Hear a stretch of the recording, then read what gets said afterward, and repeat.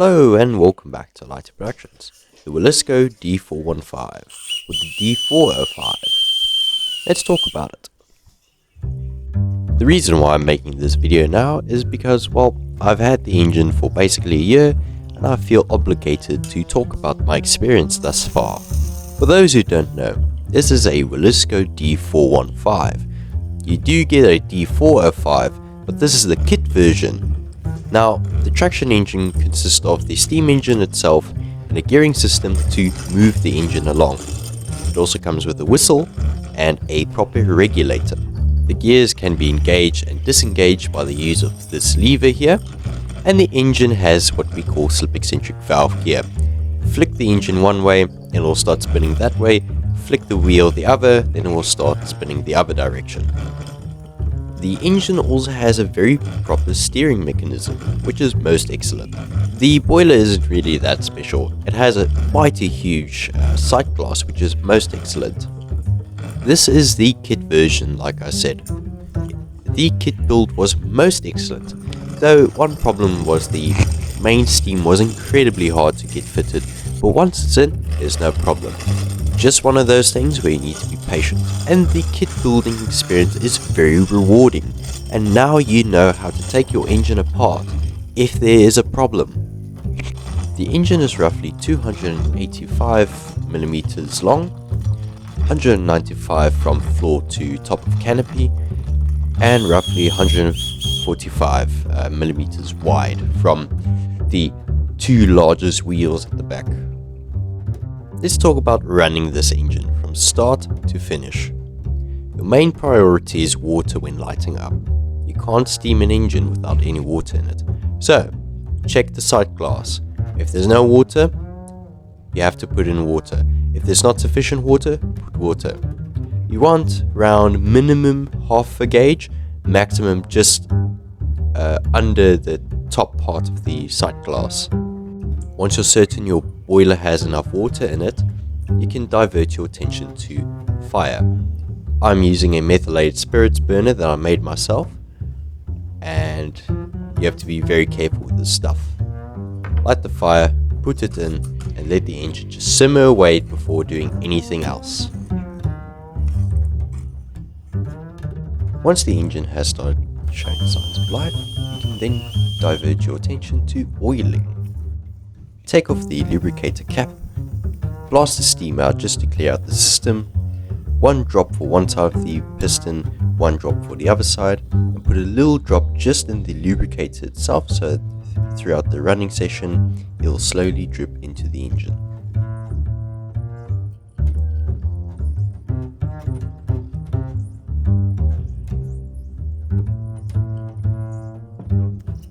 You can then lubricate the bearings as well as the rods and linkages and the gears. Be sure to repeat this process every 10 to 15 minutes.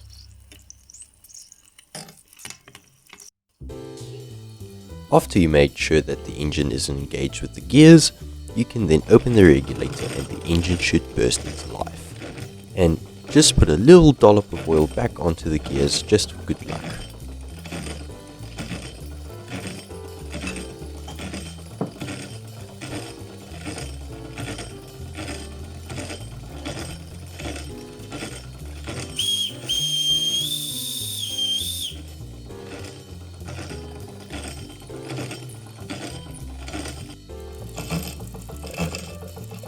Once the engine is all warmed up, you can engage the gears and then run it. It is most important that you don't run the engine then engage the gears, as you can destroy the gears like that. Stop the engine, engage the gears, open the regulator.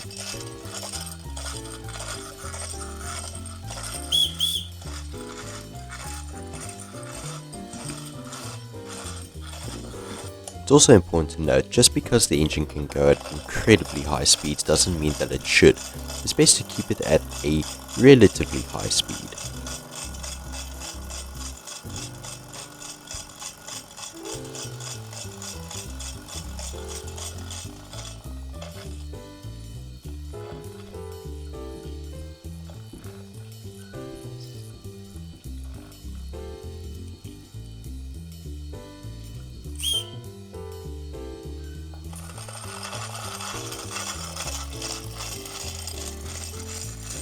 It is incredibly important to note that your steam engine uses steam, thus it uses water from the boiler. Over time, the water level in your boiler will decrease. It is very important that your boiler doesn't run dry. If you do see the water is running very low, immediately extinguish the fire and let the engine cool down before either putting the engine to storage or getting it ready for another steam up. When you put your engine to storage, it is best to remove all the water from the boiler as well to preserve the boiler, but it really shouldn't make that much of a difference as these boilers are made of copper or brass, so it won't really destroy the boiler as a steel boiler. I personally believe that these little engines are fantastic. It's an excellent representation of what the full size really is like. It is such a fun model as well. This engine is very involved.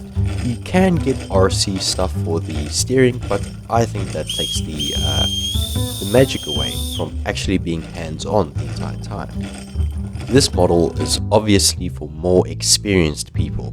You can't really give this to a young lighty and say, okay, carry on, because this is a very complex model and it needs a lot of attention just to make sure that it lasts a lifetime.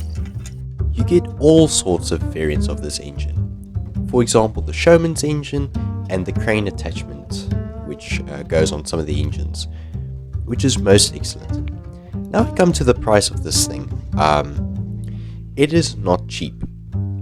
I got mine for around 7,000 Rand from Clown's Hobbies that's located in, I believe, the Cape. When it comes to what I don't like about this engine, there really isn't much.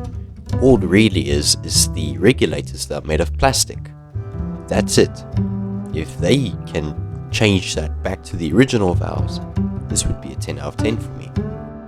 Should you buy it or should you not buy it? I think if you have the opportunity to buy it, I would definitely say go for it. When you get this engine, you will not be disappointed. It is an excellent piece of steam technology. I do hope that you found this video useful, entertaining, or quite interesting. If you enjoyed this video and you are a newcomer to this channel, please do watch my selection of videos. I do hope you find them interesting, and you're welcome to subscribe.